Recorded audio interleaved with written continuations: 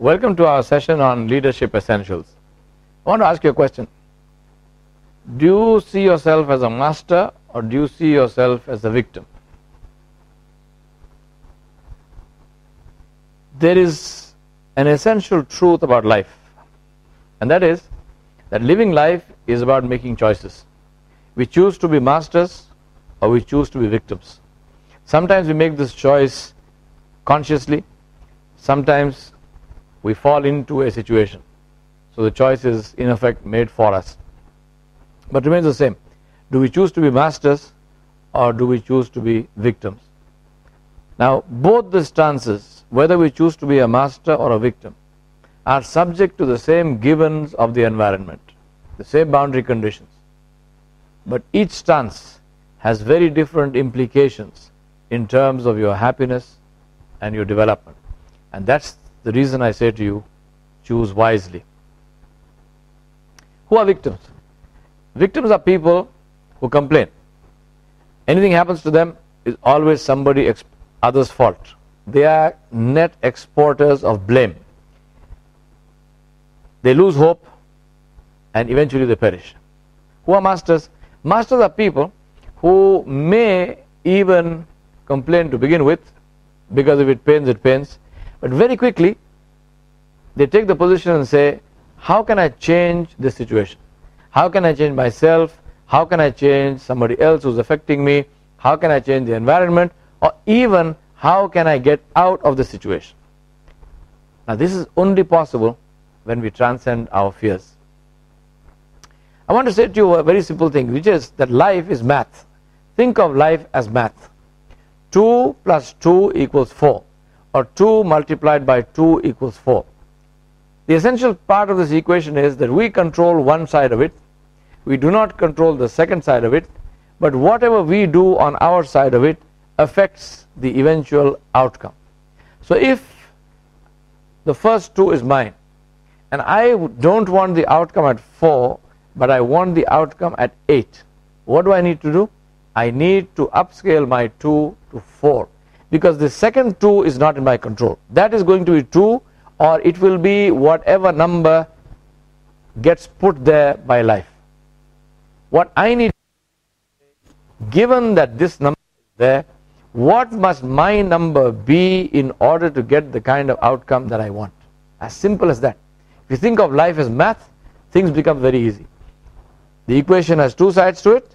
What you do on one side affects the outcome.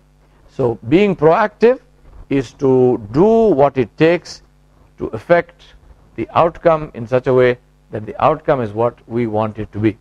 And therefore, development is a product of thought, not of time. Success has a price. If you go out there in the world and talk to people and ask them, what is the price of success? Meet somebody, the first person you meet, and ask him or her, do you want to be successful? What do you think they will say? Who in the world is going to say, I want to be the biggest failure in the world? And even if they say that, then that's a statement of success. He doesn't want to be any ordinary failure. He wants to be the biggest failure in the world. No one wants to be a failure, but do we see successful people everywhere? We don't. And there's a good reason for that. And the reason is that we all want success, but all of us are not willing to pay for success. But the reality of life is success, like anything else, has a price. Now why would you not want to pay for success? One reason only. You don't know what the price is. You do not know what the price is. And why do you not know what the price is? Because you never thought about it. You never defined the price of success. And therefore when the time comes to pay up, we are not able to do it, or we don't have the wherewithal to do it.